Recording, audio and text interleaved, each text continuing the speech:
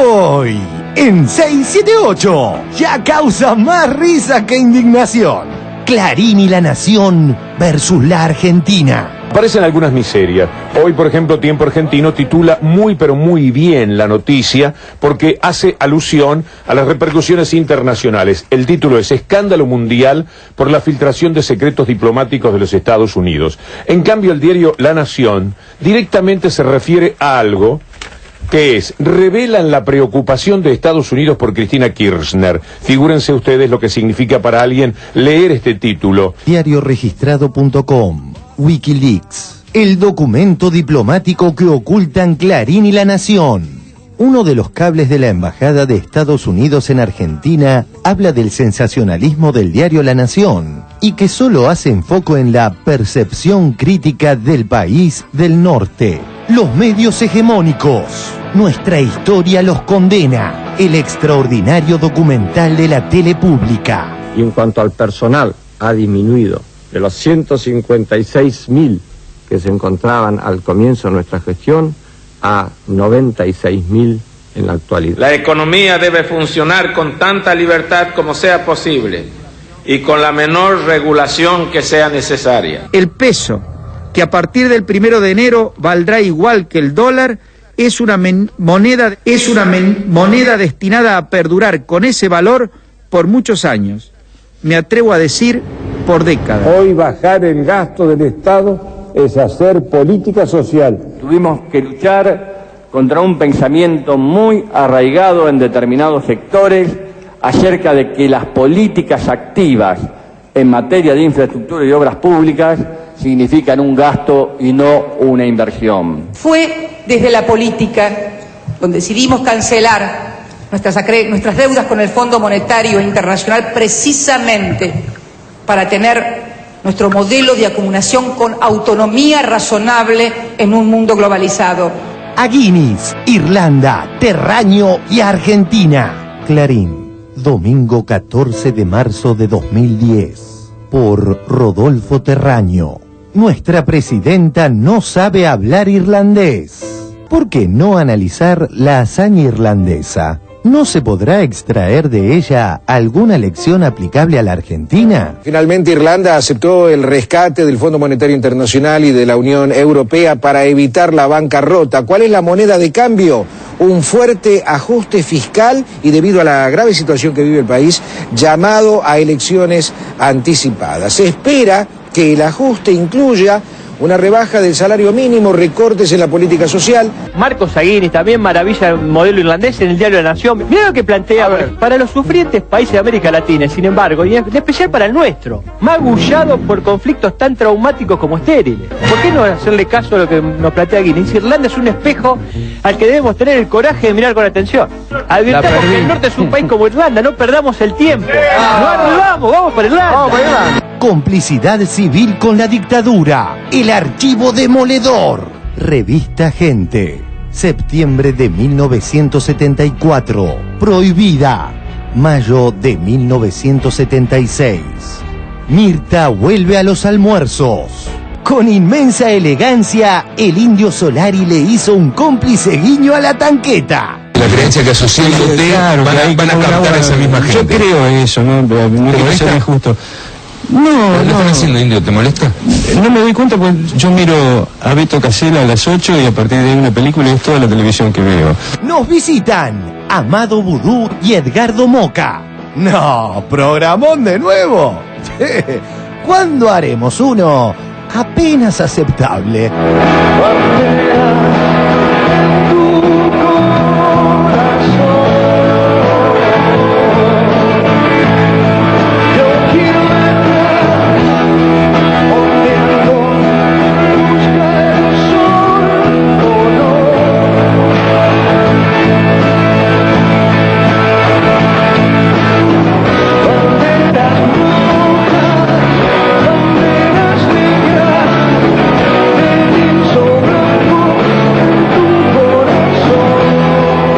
Lección de periodismo. Camilo García sopapeó a Jorge Lanata. El domingo en el diario de La Nación, Martín García, el nuevo presidente de la agencia Telam, dijo que prefería los militantes a los periodistas. Y dijo que los profesionales eran como las prostitutas, dispuestas a escribir al mejor postor, por el mejor postor. El estilo Martín García es un estilo parecido al de 6-7 Arrocho. No tiene autoridad la nata, la perdió cuando se bajó de la nata que ilusionaba a los argentinos. Ley de democratización de medios. El juez de Clarín. Página 12. El juez Carbone eximió al grupo Clarín de desinvertir en un año. Ahora dicen que no hay plazos. Haciendo caso omiso del fallo de la Corte Suprema, el juez se negó a fijar un límite temporal para definir la medida cautelar que suspende la obligación del multimedio de adecuarse a la Ley de Servicios de Comunicación Audiovisual. Edmundo Carbone. Su currículum incluye: funcionario durante las dictaduras de Onganía, Levingston y Lanuse, llegando a ser asesor de gabinete y luego director general de Asuntos Jurídicos del Ministerio del Interior. Funcionario de la dictadura de Jorge Rafael Videla, siendo nombrado juez en 1980. Después de las dictaduras, no tuvo ningún ascenso. La oposición deshilachada se juega la última ficha: la estrategia de la nata. ¿Quién te parece que tiene más posibilidades, más probabilidades? ¿Fuera de Cristina? Sí, fuera de Cristina, de los opositores, digamos. Lo que pasa es que yo no creo que Alfonsín llegue. Al no presentarse si se unieran, Reutemann. claro, lo que pasa es que es imposible que esto pase, pero si se unieran Carrió, Alfonsín, Sanz no lo conoce mucho la gente. Cobos, bueno, no si sé se uniera si todo tiene tiempo radicalismo, de aquí a más la octubre. coalición cívica, más Pino, Sí. a lo mejor ahí podrían ganar. Pero es unir un montón de gente que no tiene mucho que ver entre sí.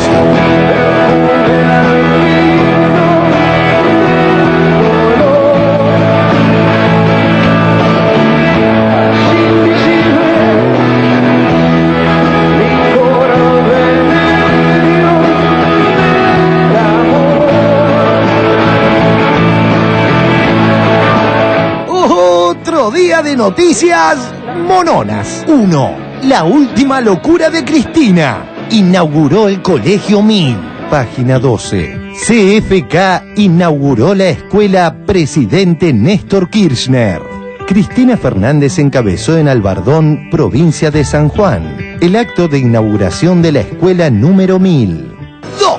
Sigue creciendo la construcción. Infobae.com. La construcción aceleró el ritmo en octubre a 12,5% de aumento. 3. Sigue bajando la pobreza en la región. Página 12. La CEPAL midió un retroceso de la pobreza en la región. La Comisión Económica para América Latina y el Caribe destacó en un informe que los países latinoamericanos lograron sacar a 41 millones de personas de la pobreza desde 2002. 4. De tan artista, le apuntó al palo. También llega Leo, el balón de Xavi, Dani, pifia, la pelota para Puyol que parecía adelantado, el centro de Leo, segundo palo, la pelota la saca Marcelo, sigue Villa. 5. La tele pública está con todo. Hoy, después de la tanqueta, arranca otra ficcionaza. Casi no lo esperaba. Amores reales. Tamales, que no me deje caer, yo no te quiero ver. Desde esta noche, por la TV Pública Digital. Se enciende 678, el programa que repite y repite lo que la Corpo oculta, que algo quedará.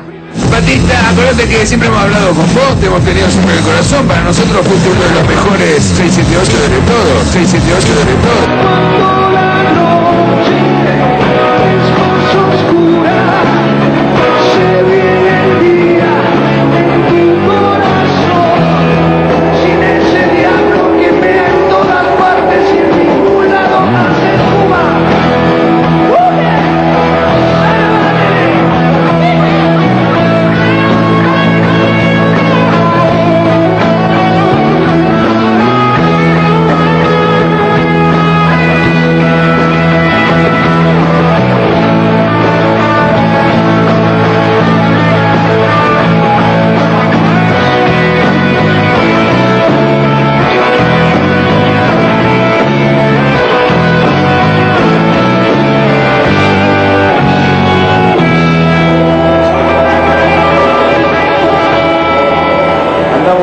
ahí algunos jugando a que el viaje de los redondos se termina. Está claro que este viaje se termina cuando ustedes quieran.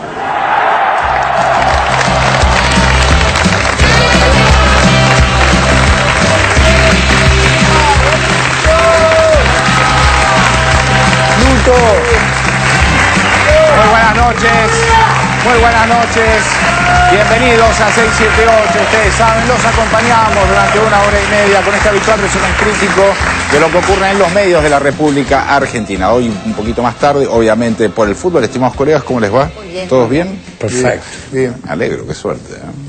Hoy está con nosotros para compartir... ¿Qué, esto es irónico? A veces sí, Barra. Hoy está con nosotros para compartir el programa el politólogo Edgardo Moca. Hola, Edgardo, bienvenido. Muchas gracias por venir. Está llegando ahora en un ratito el ministro de Economía, Amadou Boudou, que va a estar también con nosotros compartiendo el programa, pero vamos a arrancar con el primer informe que tiene que ver con algo que pasó hoy a la mañana en la radio, en Rock and Pop. Estuvo el Indio Solari hablando con Mario Pergolini en su programa En Cuál es, sobre el país, sobre la gente, el momento que estamos viviendo. Lo vemos. Todas las voces, todas. La política y el rock. En la excelente entrevista que le realizó esta mañana Mario Pergolini, en la que no faltó una tierna caricia del conductor para con el tanque 678, el Indio Solari ofreció jugosos conceptos.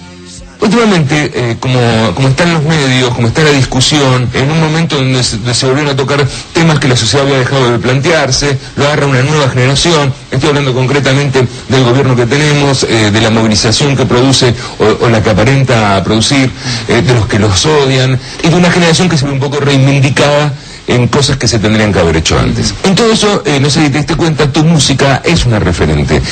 Muchos programas, incluso para mi forma de verlo, que manipulan demasiado a través de la repetición o de las cosas, utilizan mucha música tuya.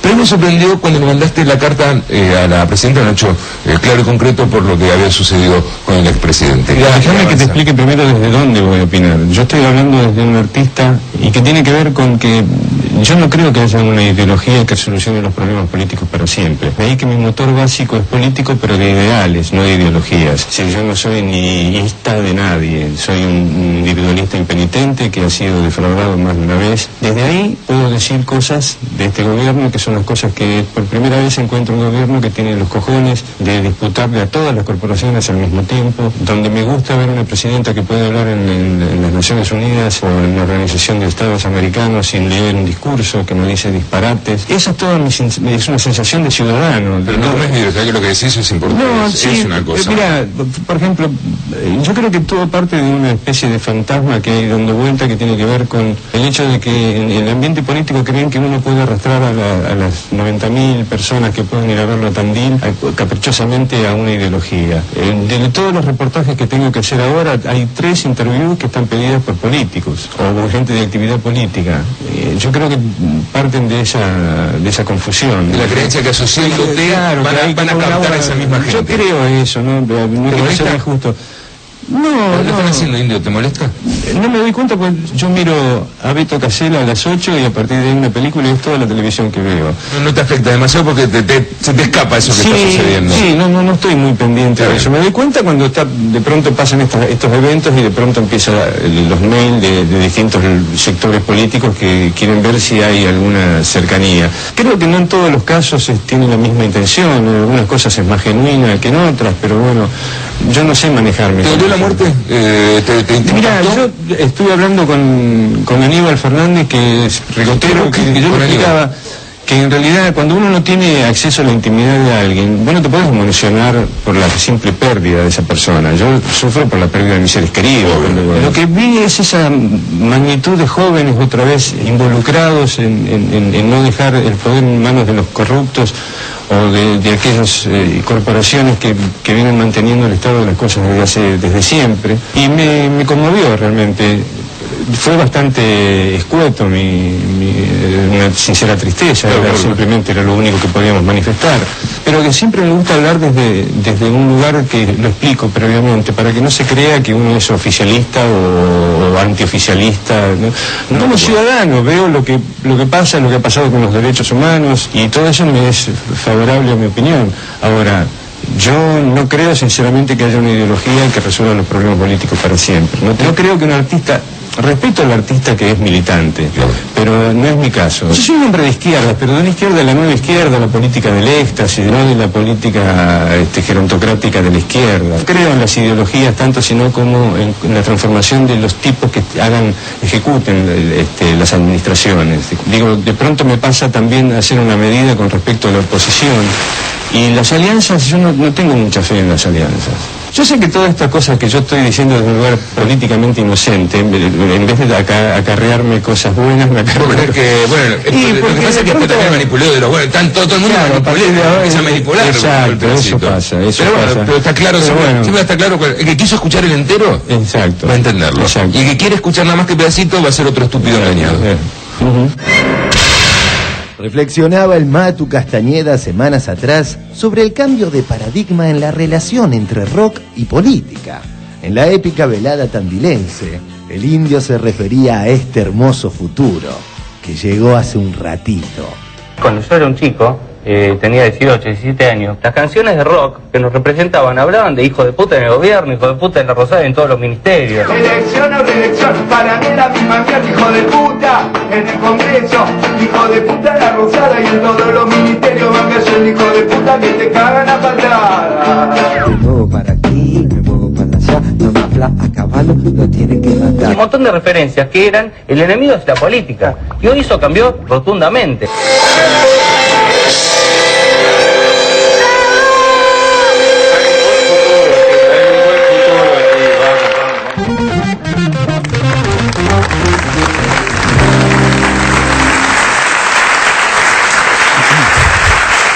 Bueno, muy bien.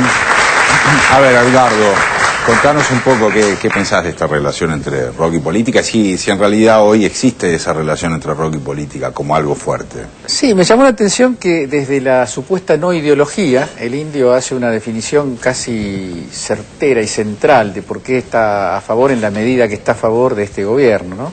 Es decir, esta idea de que gobierna el gobierno democrático y no las corporaciones, de que las enfrenta.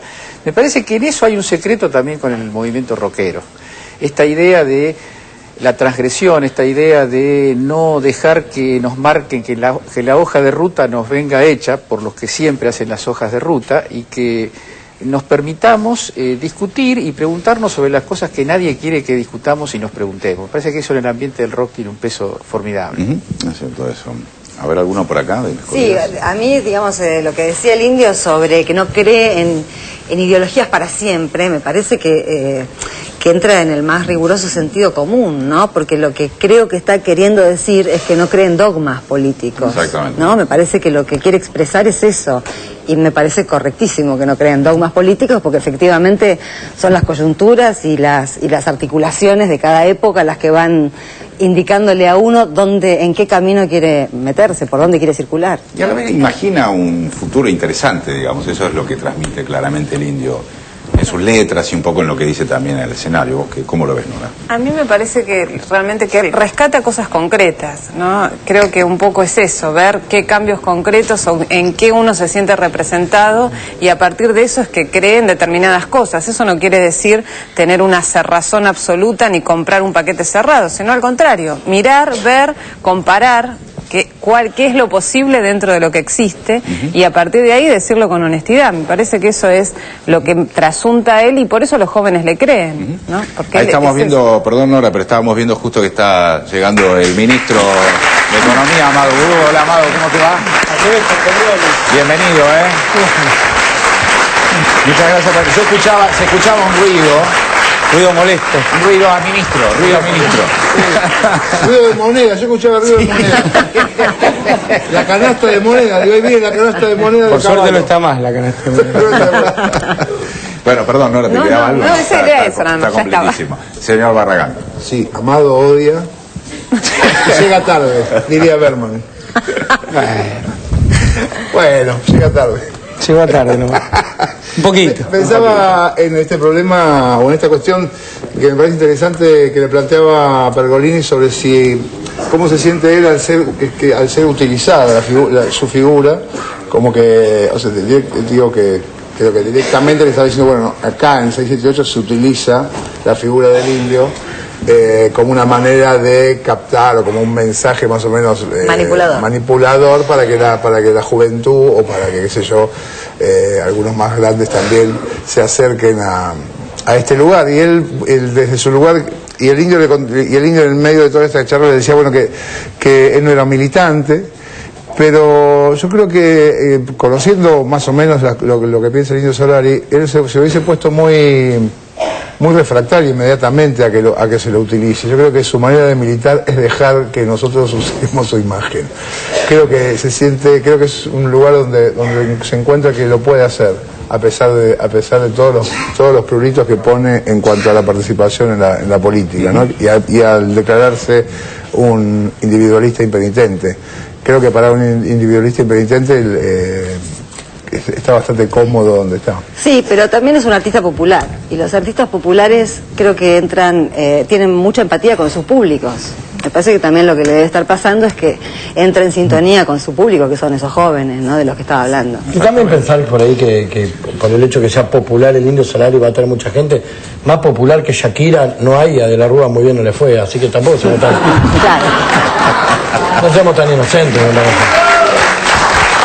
Muy bien, ahora vamos a ir a otro informe, tiene que ver con el diario Nación y diario Clarín, que en este caso están contra la Argentina, lo vemos.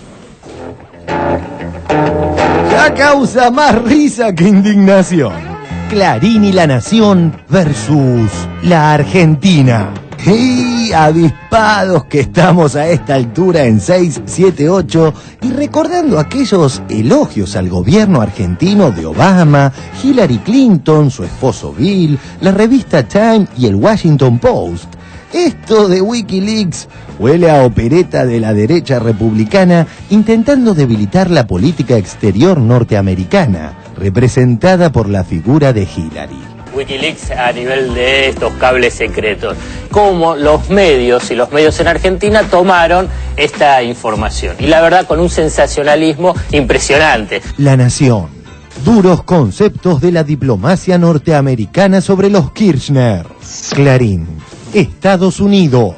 Críticas muy duras a los Kirchner. Y la verdad con un sensacionalismo impresionante. Voces de todo el mundo hablando de un escándalo internacional promovido por lo que ha surgido como un hackeo a la diplomacia norteamericana y que es en estos momentos la comidilla del mundo entero. Daniel. Sí, tal cual. 250.000 documentos de la diplomacia de Estados Unidos han sido revelados, se los han enviado a diarios de Europa, de Estados Unidos, y hoy están en el mundo entero hablando descarnadamente de los principales líderes del mundo. Nada nuevo bajo el mundo. Descubrir que Berlusconi es un personaje desagradablemente metido en fiestas todo el tiempo. Muchísimas gracias por el hackeo, pero lo sabemos hace tiempo. Aparecen algunas miserias. Hoy, por ejemplo, Tiempo Argentino titula muy pero muy bien la noticia porque hace alusión a las repercusiones internacionales. El título es Escándalo Mundial por la filtración de secretos diplomáticos de los Estados Unidos. En cambio, el diario La Nación directamente se refiere a algo que es, revelan la preocupación de Estados Unidos por Cristina Kirchner. Figúrense ustedes lo que significa para alguien leer este título. Con un sensacionalismo impresionante.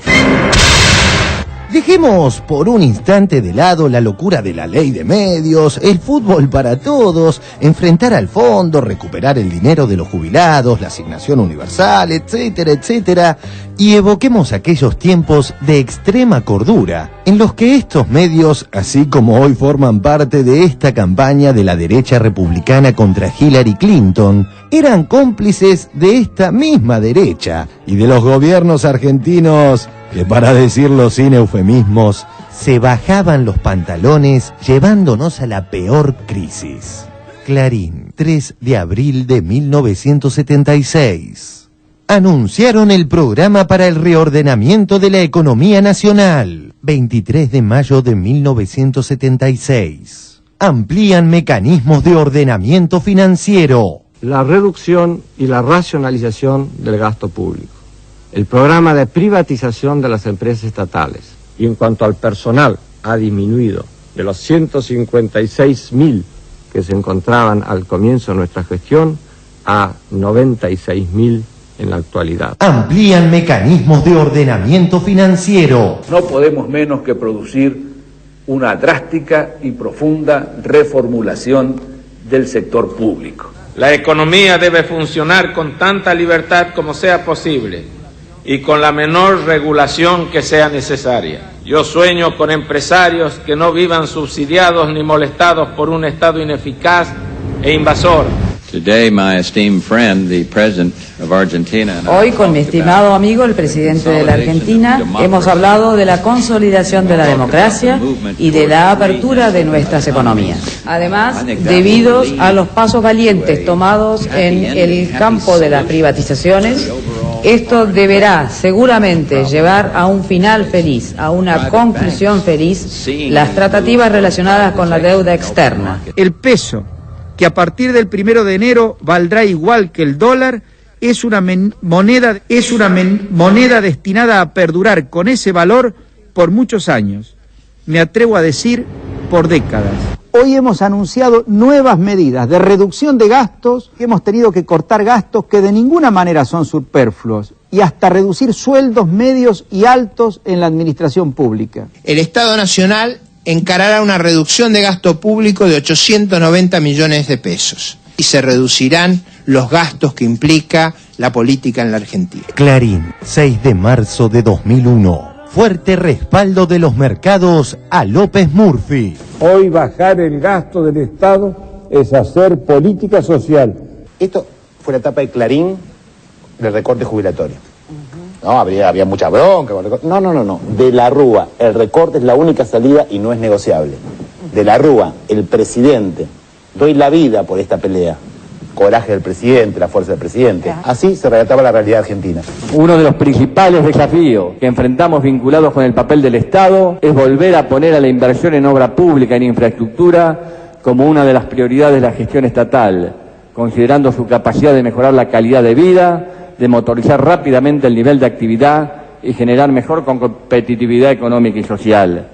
Para ello hemos dado la pelea también en el plano desde las ideas. Tuvimos que luchar contra un pensamiento muy arraigado en determinados sectores acerca de que las políticas activas en materia de infraestructura y obras públicas significan un gasto y no una inversión. Curiosamente, fue desde la política donde por primera vez en la República Argentina se empezó a gobernar sin déficit fiscal. Fue desde la política donde por primera vez se comenzó un proceso de desendeudamiento del país. Fue desde la política donde decidimos cancelar nuestras deudas con el Fondo Monetario Internacional precisamente para tener nuestro modelo de acumulación con autonomía razonable en un mundo globalizado. Fue precisamente entonces, desde la política y desde la Casa Rosada, donde pudimos evidenciar que los argentinos podíamos, porque empezábamos a creer en nosotros mismos. Como yapa, bonus track, según mi amiga. Veamos el increíble olvido del periodismo independiente. Por suerte existe el periodismo militante de Diario Registrado con su mínimo, pero alumbrador lugar. Diarioregistrado.com, Wikileaks, el documento diplomático que ocultan Clarín y La Nación. Uno de los cables de la Embajada de Estados Unidos en Argentina habla del sensacionalismo del diario La Nación y que solo hacen foco en la percepción crítica del país del norte.